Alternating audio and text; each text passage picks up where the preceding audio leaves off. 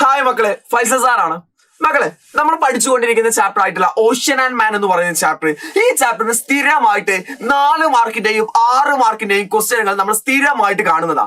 അതുകൊണ്ട് തന്നെ ഈ 4 മാർക്കിന്റെ ക്വസ്റ്റ്യനുകൾ ഏതാണ്, 6 മാർക്കിന്റെ ക്വസ്റ്റ്യനുകൾ ഏതാണെന്ന് നമുക്ക് എന്ത് ചെയ്യാം, ഇന്ന് വളരെ ഇമ്പോർട്ടന്റ് ആയിട്ടുള്ള ഭാഗങ്ങൾ നമുക്ക് ഡിസ്കസ് ചെയ്യാം. സ്ഥിരമായിട്ട് പരീക്ഷയ്ക്ക് കാണുന്ന ഭാഗങ്ങളാണ്, സ്ഥിരമായിട്ട് നമ്മൾ നിർബന്ധമായിട്ട് പഠിച്ചിരിക്കേണ്ടതായിട്ടുള്ള കാര്യങ്ങളാണ് നമ്മൾ പറയുന്നത്. അതിൽ ഒന്നാമത്തെ ചോദ്യം എന്ന് പറയുന്നത്, what is salinity, what are the conditions lead to variation in the salinity, അഥവാ ലവണത്വം എന്നാൽ എന്താണ്, സമുദ്രജല ലവണത്വത്തിന് ഏറ്റക്കുറച്ചിലുകൾക്ക് കാരണമാവുന്ന സാഹചര്യങ്ങൾ എന്തെല്ലാം.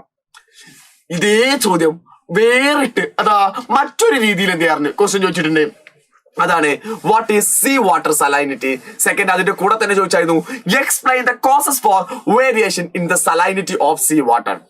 സമുദ്രജല ലവണത്വം എന്നാൽ എന്ത്, സമുദ്രജല ലവണത്വത്തിലെ ഏറ്റക്കുറച്ചിലിന് കാരണമാകുന്ന കാരണങ്ങൾ എന്തെല്ലാം എന്ന് വെച്ചാൽ 2 ചോദ്യങ്ങളും എന്തിനെയാണ്, ഒരേ ചോദ്യമാണ്. അപ്പൊ നമ്മൾ പഠിക്കണോ പഠിക്കണ്ടേ എന്നുള്ള അതോടുകൂടെ തന്നെ മനസ്സിലായില്ലേ, സ്ഥിരമായിട്ട് ക്വസ്റ്റ്യൻ ചോദിക്കുന്നതാണ്. അതിൽ നമുക്കറിയാം സലൈനിറ്റി എന്ന് പറഞ്ഞാൽ നമ്മുടെ കടൽ വെള്ളത്തിൽ എന്തുണ്ട്, ഉപ്പിന്റെ അളവുണ്ട്. ഉപ്പിൽ എന്ത് ചെയ്യുന്നുണ്ട്, കടൽ വെള്ളത്തിലെ ഉപ്പിന്റെ അളവ് അഥവാ ജലാംശത്തിന് എന്തുണ്ട്, ഉപ്പ് രസം ഉണ്ടാവും. നമ്മുടെ കടൽ വെള്ളം ഒക്കെ പോയിട്ട് നമ്മൾ തൊട്ട് നോക്കുകയാണെന്നുണ്ടെങ്കിൽ, അത് നാവിൽ വെച്ച് നോക്കുകയാണെന്നുണ്ടെങ്കിൽ നമുക്ക് ഉപ്പിന്റെ ടേസ്റ്റ് കിട്ടാവുന്നതാണ്. അതിനെ തന്നെയാണ് സലൈനിറ്റി ഓഫ് ദ ഓഷ്യൻ അഥവാ ഉപ്പിന്റെ അഥവാ കടൽ വെള്ളത്തിലെ ലവണത്വം എന്ന് പറയുന്നത്. സലൈനിറ്റി എന്ന് പറഞ്ഞാൽ the concentration of the salt content in the sea water. കടൽ വെള്ളത്തിൽ അടങ്ങിയിരിക്കുന്ന ലവണാംശത്തെയാണ് സലൈനിറ്റി അഥവാ ലവണത്വം എന്ന് പറയുന്നത്. കടൽ വെള്ളത്തിൽ അടങ്ങിയിരിക്കുന്ന ലവണാംശത്തെ സാൾട്ടിന്റെ കണ്ടന്റ് വിളിക്കുന്ന പേരാണിത് ലവണത്വം അഥവാ നമ്മൾ എന്ത് വിളിക്കുന്നത്, സലൈനിറ്റി എന്ന് പറയുന്നത്. ഇനി അത് നമ്മൾ എല്ലായിടത്തും ഉപ്പിന്റെ അളവ് ഒരുപോലെയല്ല. ചില സ്ഥലങ്ങളിൽ ലവണത്വം ഭയങ്കര കൂടുതലായിരിക്കും, ചില സ്ഥലങ്ങളിൽ ലവണത്വം ഭയങ്കര കുറവായിരിക്കും. അതിന്റെ കാരണങ്ങൾ എന്താണ്, ചില സ്ഥലങ്ങളിൽ കൂടാനും ചില സ്ഥലങ്ങളിൽ കുറയാനുമുള്ള കാരണങ്ങൾ ചോദിച്ചിട്ടുണ്ട്. അതാണ് പറയുന്നത്. അതിൽ കൂടുതലുള്ള സ്ഥലങ്ങളാണ് ആദ്യം പറയുന്നത്. ലവണത്വം കൂടുതലുള്ള സ്ഥലങ്ങൾ, അതിൽ ഒന്നാമത്താണ് salinity will be more in the land locked seas. നമ്മുടെ കരയാൽ ചുറ്റപ്പെട്ട സ്ഥലങ്ങളിൽ, കരയാൽ ചുറ്റപ്പെട്ട കടൽ ഭാഗങ്ങളിൽ ലവണത്വം കൂടുതലായിരിക്കും. കാരണം കരയുടെ ഭാഗത്ത് നല്ല ചൂട് വരുന്നത് കൊണ്ട് തന്നെ അവിടെ എന്തുണ്ടാവും, നല്ല ബാഷ്പീകരണം ഉണ്ടാവും, ഇവാപ്പറേഷൻ ഉണ്ടാവും. അതിന്റെ ഭാഗമായിട്ട് കരയാൽ ചുറ്റപ്പെട്ട സ്ഥലങ്ങളിൽ, ആ കര ഒരുപാടുള്ള ഭാഗങ്ങൾ എന്ത് കൂടുതലായിരിക്കും, ലവണത്വം കൂടുതലായിരിക്കും. കാരണം ഇത് ബാഷ്പീകരിച്ച് പോകുന്ന സമയത്ത് വെള്ളം മാത്രമേ പോകുന്നുള്ളൂ, ഉപ്പ് അവിടെ തന്നെ ബാക്കിയാവുന്നുണ്ട്. അപ്പൊ ഉപ്പിന്റെ അളവ് കൂടും. രണ്ടാമത്തെ കാര്യം എന്ന് പറയുന്നത്, salinity will B increase in the I area of evaporation. ഉയർന്ന അളവിൽ ബാഷ്പീകരണം നടക്കുന്ന സ്ഥലങ്ങളിൽ, എന്ന് വെച്ചാൽ നല്ല ചൂടുള്ള സ്ഥലം, സൂര്യന്റെ പ്രകാശം അല്ലെങ്കിൽ സോളാർ എനർജി ധാരാളമായിട്ട് വരുന്ന സ്ഥലങ്ങളെന്ന് വിചാരിക്കാം, അവിടെ നല്ല ബാഷ്പീകരണം ഉണ്ടാവും. ഈ ഇവാപ്പറേഷൻ ബാഷ്പീകരണം ഉണ്ടാവുന്ന സമയത്ത് ഉപ്പ് മുകളിലേക്ക് പോവുക, ബാഷ്പീകരിച്ചിട്ട് ഇല്ല, ആരേ പോകുള്ളൂ, നമ്മുടെ H2O അഥവാ വെള്ളം മാത്രമേ എന്തേ ഉള്ളൂ പോകുകയുള്ളൂ. അതുകൊണ്ട് തന്നെ അവിടെയും എന്തായിരിക്കും ഉണ്ടാവുക, സലൈനിറ്റി വിൽ ബി മോർ. ഉപ്പിന്റെ അളവ് എന്തായിരിക്കും, ലവണത്വം എന്തായിരിക്കും, ഭയങ്കര കൂടുതലായിരിക്കും. എന്നാൽ കുറഞ്ഞ സ്ഥലങ്ങൾ എവിടെ അറിയോ, ഈ 3 ഭാഗങ്ങളാ കുറഞ്ഞത്. കൂടിയതും പഠിക്കണം, കുറഞ്ഞതും പഠിക്കണം. അത് ഞാൻ രണ്ടാക്കിയിട്ട് തന്നെ നിങ്ങൾക്ക് എഴുതി തന്നാണ്. അതിൽ കുറഞ്ഞ സ്ഥലങ്ങൾ എന്ന് പറയുന്നത് salinity decrease in the area of snow melt, മഞ്ഞുരുകി ജലം ചേരുന്ന സ്ഥലങ്ങളിൽ. അതെന്തുകൊണ്ടാണ് നമ്മൾ തന്നെ ആലോചിച്ച് നോക്കിയാൽ നമുക്ക് കിട്ടാവുന്നതാണ്. മഞ്ഞുരുകിയിട്ട് ജലം എന്ത് ചെയ്യാണ്, ഒരുപാട് മഞ്ഞുരുകിയിട്ട് ഹിമാലയ ഭാഗത്ത് നിന്നൊക്കെ എന്ത് ചെയ്യുന്നു, ധാരാളം മഞ്ഞുരുകിയിട്ട് ജലം എന്ത് ചെയ്യുന്നു, വെള്ളത്തിലേക്ക് വരുന്നു, കടലിലേക്ക് വരുന്നു. ആ സ്ഥലത്ത് ജലം മാത്രമല്ലേ വരുന്നുള്ളൂ, ഉപ്പ് വരുന്നുണ്ടാ. മഞ്ഞിന് ഉപ്പ് രസം ഉണ്ടാവാറില്ല, അതുകൊണ്ട് ഉപ്പ് എന്ത് ചെയ്യാറില്ല, വരില്ല, സലൈനിറ്റി വരില്ല. അപ്പൊ അതുകൊണ്ട് തന്നെ അവിടെ എന്തായിരിക്കും മക്കളെ, ഉപ്പിന്റെ അളവ് കുറവായിരിക്കൂലേ, അളവ് കുറവായിരിക്കും. മാത്രമല്ല salinity decrease at the river mouth, നദികൾ വന്നു ചേരുന്ന ഭാഗങ്ങളിൽ, നദികൾ ധാരാളമായിട്ട് വെള്ളം കടലിലേക്ക് വന്ന് ചേരുക. ആ സ്ഥലത്ത് വെള്ളം മാത്രല്ലേ വരുന്നുള്ളൂ, ഉപ്പ് വരുന്നുണ്ടാ ഇല്ല. അപ്പൊ നദികളിൽ നിന്ന് ജലം വന്ന് ചേരുന്ന സ്ഥലങ്ങളെ റിവർ മൗത്തുകളിൽ എന്ത് കുറവായിരിക്കും, സലൈനിറ്റി കുറവായിരിക്കും. മാത്രമല്ല ഹെവി റെയിൻഫാൾ, ധാരാളം ഉയർന്ന അളവിൽ മഴ ലഭിച്ചാൽ, സെയിം നമ്മൾ കോമൺ സെൻസ് വെച്ചിട്ട് ആലോചിച്ചാൽ ധാരാളം മഴ ലഭിക്കുന്ന സമയത്ത് വെള്ളം മാത്രമാണ് വരുന്നത്, സാൾട്ട് എന്ത് ചെയ്യുന്നില്ല, വരുന്നില്ല. സോ നമ്മൾ എന്ത് ചെയ്യാണ്, ലവണത്വം കൂടിയ ഭാഗങ്ങളുണ്ട്, ലവണത്വം കുറഞ്ഞ ഭാഗങ്ങളുണ്ട്. കൂടിയ ഭാഗങ്ങൾ 2 എണ്ണം, കുറഞ്ഞ ഭാഗങ്ങൾ 3 എണ്ണം, അങ്ങനെ 5 പോയിന്റ് എന്താണ് സലൈനിറ്റിയും എന്ത് ചെയ്യുക, പഠിച്ചു വെക്കുക. ഒന്നാമത്തെ ഭാഗം ക്ലിയർ. അപ്പൊ എന്ത് ചെയ്യാണ്, ഈ ഭാഗത്ത് നിന്നാണ് ഒന്നാമതായിട്ട് ഒരു 4 മാർക്കിന് എന്ത് ചെയ്യാറുള്ളത്, ക്വസ്റ്റ്യൻ ചോദിക്കാറുള്ളത്. എന്നാൽ 6 മാർക്കിന് ക്വസ്റ്റ്യൻ ചോദിക്കുന്ന അടുത്ത ചോദ്യമാണ്. 2 ലെവലിൽ ഞാൻ എന്തിനാ ഈ ചോദ്യങ്ങൾ 2 എണ്ണം ആക്കിയിട്ട് തന്നെ അറിയോ, ഒരേ കാര്യം നമ്മൾ എങ്ങനെ ചോദ്യം ചോദിച്ചാലും അതിന്റെ ഉത്തരം നമുക്ക് അറിയണം. അപ്പൊ ചോദ്യം അങ്ങനെ അവർ തല തിരിച്ചോ മറിച്ചോ എങ്ങനെ തന്നോട്ടെ, നമ്മുടെ ഉത്തരം നമ്മൾ എന്ത് ചെയ്യണം, കൃത്യമായിട്ട് എഴുതാൻ വേണ്ടിയിട്ടാണ് ഞാൻ തന്നിട്ടുള്ളത്. അതിൽ ഒന്നാമതാണ് ocean play an important role in human life and environment. Elucidate. മാനവ ജീവിതത്തിലും ഭൗമ പരിസ്ഥിതിയിലും സമുദ്രങ്ങൾ ചെലുത്തുന്ന സ്വാധീനം അളവറ്റതാണ്. പ്രസ്താവന സാധൂകരിക്കുക. 6 മാർക്കിന് ക്വസ്റ്റ്യൻ ആയിരുന്നേ. അതേസമയം തന്നെ 6 മാർക്കിന് മറ്റൊരു ലെവലിൽ ക്വസ്റ്റ്യൻ ചോദിച്ചായിരുന്നു. Ocean are useful to man in different ways, mention any 4 of them. സമുദ്രങ്ങൾ കൊണ്ട് മനുഷ്യന് ധാരാളം പ്രയോജനങ്ങളുണ്ട്, അവയിൽ ഏതെങ്കിലും 4 എണ്ണം എഴുതുക. അപ്പൊ നമ്മളോട് ചോദിച്ച സ്ഥിതിക്ക് നമ്മൾ എന്ത് ചെയ്യണം, ഡീറ്റെയിൽ ആയിട്ട് തന്നെ എന്ത് ചെയ്യണം, നമ്മളോട് എക്സ്പ്ലെയിൻ ചെയ്യാനൊക്കെ പറഞ്ഞ സമയത്ത്, എലുസിഡേറ്റ് ചെയ്യാനൊക്കെ പറഞ്ഞ സമയത്ത് അത് ഡീറ്റെയിൽ ആയിട്ട് തന്നെ പഠിക്കാം. ഓഷ്യനെ കൊണ്ട് മനുഷ്യനുണ്ടാവുന്ന ഉപയോഗങ്ങൾ, അത് 4 പോയിന്റുകൾ എഴുതാൻ പറഞ്ഞാൽ ഈ പോയിന്റുകൾ മാത്രം എഴുതാൻ മതി. അതിന്റെ ഡീറ്റെയിൽ ഞാൻ പറഞ്ഞുതരാം കേട്ടോ. ഒന്നാമത്തെ ക്ലൈമറ്റ്, കാലാവസ്ഥയാണ്. രണ്ടാമത്തെ മിനറൽ ഡെപ്പോസിറ്റ്, ധാതു നിക്ഷേപങ്ങളാണ്. മൂന്നാമത്തെ പവർ ജനറേഷൻ, വൈദ്യുത നിർമ്മാണത്തിന് പറ്റും. 4മത്തെ ഭക്ഷണം, ഫുഡിന് പറ്റും. 5മത്തതാണ് ഡ്രിങ്കിങ് വാട്ടർ, കുടിവെള്ളം ലഭിക്കും.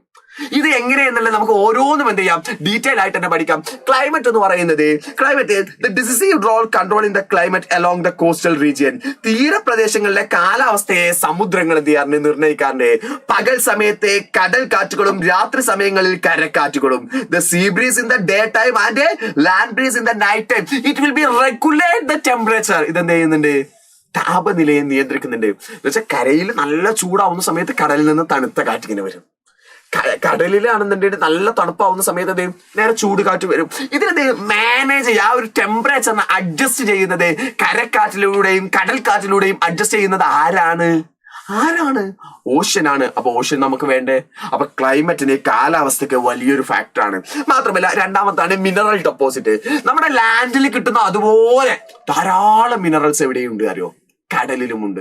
അതിൽ പെട്ടതാണ് നമ്മുടെ കോമൺ സാൾട്ട്, ഉപ്പ്, കറിയുപ്പ്, നമ്മുടെ കറിയിലൊക്കെ ഇടുന്ന ഉപ്പ് എന്ന് പറയുന്നത്. ബ്രോമിൻ, മഗ്നീഷ്യം ക്ലോറൈഡ്, അതുപോലെ iron ore, coal, petroleum, natural gases. Bromine, magnesium chloride, ഇരുമ്പയിര്, കൽക്കരി, പെട്രോളിയം, പ്രകൃതിവാതം, ഇങ്ങനെയുള്ള എല്ലാ മിനറൽസും എന്ത് ചെയ്യുന്നുണ്ട്, കടലിൽ നിന്ന് നമുക്ക് ലഭിക്കുന്നുണ്ട്. അപ്പൊ ഈ ധാരാളം ധാതുക്കൾ, മിനറൽസ് ലഭിക്കുന്നത് ഓഷ്യൻ നിന്നാണ്. അപ്പൊ ഓഷ്യൻ അതുകൊണ്ട് നമുക്കൊരു ഉപയോഗമാണല്ലോ, ആണ്. മാത്രമല്ല മൂന്നാമത്താണ് പവർ ജനറേഷൻ. 2 തരത്തിലാണ് ഓഷ്യന് പവർ ജനറേറ്റ് ചെയ്യാറുള്ളത്. ഒന്ന് ടൈഡൽ പവറും, രണ്ടാമത്താണ് വേവുകളിൽ നിന്നുള്ള, തിരമാലകളിൽ നിന്നും. തിരമാല വരുന്ന സമയത്ത് എന്തെയും ടർബൈൻ കറക്കിക്കൊണ്ട്, ടർബൈൻ അവിടെ വെച്ചിട്ട് എന്തെയും, തിരമാല വരുന്ന സമയത്ത് ഈ ടർബൈൻ കറങ്ങിയിട്ട് പവർ ഉണ്ടാവും, കറണ്ട് ഉണ്ടാവും. അതേസമയം തന്നെ ടൈഡൽ പവർ, നല്ല ഹൈ ടൈഡും ലോ ടൈഡും ഉണ്ടാവുന്ന സമയത്ത്, ഹൈ ടൈഡ് ഉണ്ടാവുന്ന സമയത്ത് വെള്ളം അങ്ങോട്ട് കയറുന്ന സമയത്ത് ഈ ടർബൈൻ എന്ന് പറഞ്ഞാൽ നമ്മളെ ഈ ഫാന് പോലത്തെ ഈ ഒരു വസ്തു, ഇത് കറങ്ങിയിട്ട് എന്ത് ചെയ്യും, വെള്ളം അങ്ങോട്ട് കയറുന്ന സമയത്ത് അവിടെ ടർബൈൻ കറങ്ങും, പവർ ഉണ്ടാവും. അതേസമയം വെള്ളം തിരിച്ചിറങ്ങുന്ന സമയത്ത് ടർബൈൻ തിരിച്ചു ഇറങ്ങും, അവിടെയും പവർ ഉണ്ടാവും. അങ്ങനെ എന്ത് ചെയ്യുന്നു, ടൈഡൽ പവറും വേവുകളിലൂടെയും എന്ത് ചെയ്യാറുണ്ട്, നമ്മൾ ഇലക്ട്രിസിറ്റി നിർമ്മിക്കാറുണ്ട്. വായിച്ചു നോക്കിയാൽ അത് തന്നെയാണ്.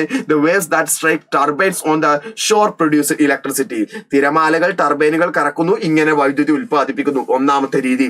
രണ്ടാമത്തെ ടൈഡൽ പവർ ആണ്.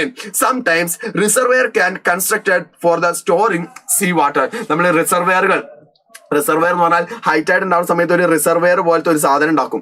ഈ വെള്ളമൊക്കെ സ്റ്റോർ ചെയ്ത് വെക്കാവുന്നത്. അപ്പൊ ഈ ഹൈ ടൈഡ് ഉണ്ടാവുന്ന സമയത്ത് വെള്ളം എല്ലാം കൂടി ഈ റിസർവെയറിന്റെ ഉള്ളിൽ കയറുന്ന സമയത്ത് ഇവിടെ ആയിരിക്കും എന്ത് വെച്ചിട്ടുണ്ടാവുക, ടർബൈൻ വെച്ചിട്ടുണ്ടാവുക. അപ്പൊ ഈ ടർബൈൻ കറങ്ങും.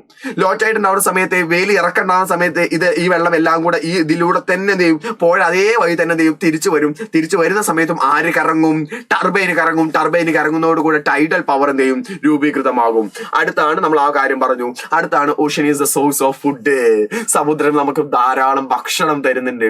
മക്കളെ, ഭക്ഷണത്തിന് ഏറ്റവും ഇമ്പോർട്ടന്റ് ആയിട്ടുള്ള കാര്യമാണ് സമുദ്രം എന്ന് പറയുന്നത്. വെറും ഫിഷ് മാത്രമല്ല, മീന് മാത്രമല്ല, നമ്മുടെ എല്ലാ ഭക്ഷണത്തിലും ഉപയോഗിക്കുന്ന കറിയുപ്പ്, സാൾട്ട് നിർമ്മിക്കുന്നത് പോലും എവിടുന്നാണ്, നമ്മുടെ ഓഷ്യനിൽ നിന്നാണ്, കടലിൽ നിന്നാണ്. അതുകൊണ്ട് ഉപ്പ് നമ്മുടെ എന്ത് ചെയ്യാണ്, ദ ഫിഷ് എന്ന് പറയുന്നതിന് ഇമ്പോർട്ടന്റ് ആയിട്ടുള്ള ഒരു ഫുഡാണ്. ഫിഷ് ഏറ്റവും കൂടുതൽ നിർമ്മിക്കുന്നതാണ് ജപ്പാന്, പെറു, ചൈന, നോർവേ മാത്രമല്ല കേട്ടോ, USA മാത്രമല്ല, നമ്മുടെ സ്വന്തം ഇന്ത്യ. നമ്മുടെ ഇന്ത്യയും എന്ത് പ്രധാന സോഴ്സ് എന്ന് പറയുന്നത് മത്സ്യമാണ്. മത്സ്യം ധാരാളമായിട്ട് നമ്മൾ എന്ത് ചെയ്യാറുണ്ട്, ഉപയോഗിക്കാറുണ്ട്. പിന്നെ അതുപോലെ തന്നെ ഒരുപാട് മെഡിസിനുകൾക്ക്, ഒരുപാട് മരുന്നുകൾക്ക് നമ്മൾ എന്ത് ചെയ്യാറുണ്ട്, അവിടെ നിന്നുള്ള വസ്തുക്കൾ ഉപയോഗിക്കാറുണ്ട്. അതിൽ എക്സാമ്പിൾ ആണ് ആന്റിബയോട്ടിക്കുകൾ ഉണ്ടാക്കാൻ വേണ്ടി, സ്റ്റീറോയിഡുകൾ ഉണ്ടാക്കാൻ വേണ്ടി, വിറ്റാമിൻ മെഡിസിൻസുകൾ ഉണ്ടാക്കാൻ വേണ്ടി. ഇതിനെല്ലാം നമ്മൾ എന്ത് ചെയ്യാറുണ്ട്, മത്സ്യങ്ങളും അതുപോലെ തന്നെ മറ്റു വസ്തുക്കളെയും എന്ത് ചെയ്യാറുണ്ട്, ഉപയോഗിക്കാറുണ്ട്. സോ പിന്നെ അത് ഏറ്റവും അവസാനത്താണ് for the drinking water from the sea. നമ്മുടെ കടൽ വെള്ളത്തിൽ നിന്ന് എന്ത് ചെയ്യാറുണ്ട്, വെള്ളം നിർമ്മിക്കാറുണ്ട്. നമ്മൾ കുടിക്കാനുള്ള വെള്ളം ഉണ്ടാക്കാറുണ്ട്. ഉദാഹരണം നമ്മുടെ ലക്ഷദ്വീപൊക്കെ ആലോചിച്ച് നോക്കിയാൽ മതി. ഈ ലക്ഷദ്വീപില് വെള്ളമില്ല. അപ്പൊ അതുകൊണ്ട് തന്നെ നല്ല ശുദ്ധമായ ജലം ലഭിക്കാത്തത് കൊണ്ട് തന്നെ അവരെന്ത് ചെയ്യാറില്ലല്ലോ, കടൽ വെള്ളം എടുത്തിട്ട് അവിടുത്തെ വെള്ളത്തെ ശുദ്ധീകരിച്ചുകൊണ്ട് അതിന് സാൾട്ട് വേറെയുമാക്കും വെള്ളം വേറെയുമാക്കും. എന്നിട്ട് ആ വെള്ളമാണ് അവർ പ്രധാനമായിട്ടും എന്ത് ചെയ്യാറുള്ളത്, ഉപയോഗിക്കാറുള്ളത്. സോ മക്കളെ, പരീക്ഷയ്ക്ക് ഈ ഭാഗത്ത് നിന്നുള്ള 6 മാർക്കിന് ചോദ്യം ഉണ്ടായിരിക്കും. അപ്പൊ നമ്മൾ ഈ ഒരൊറ്റ കോണ്ടന്റിലൂടെ നമ്മൾ എന്ത് പഠിച്ചു, ഒരു 6 മാർക്കിന്റെ ചോദ്യം പഠിച്ചു, 4 മാർക്കിന്റെ ചോദ്യം പഠിച്ചു, 10 മാർക്കിന്റെ ചോദ്യം എന്ത് ചെയ്തു പഠിച്ചു. ഇതുപോലത്തെ ഒരുപാട് കാര്യങ്ങളുമായിട്ട് നമ്മുടെ മാരത്തോൺ കാര്യങ്ങളെല്ലാം വരുന്നുണ്ട്. മക്കളെല്ലാം എന്ത് ചെയ്യുക, അത് കാണുക. നമുക്ക് ബാക്കിയുള്ള കാര്യങ്ങൾ മാരത്തോണിൽ സംസാരിക്കാം.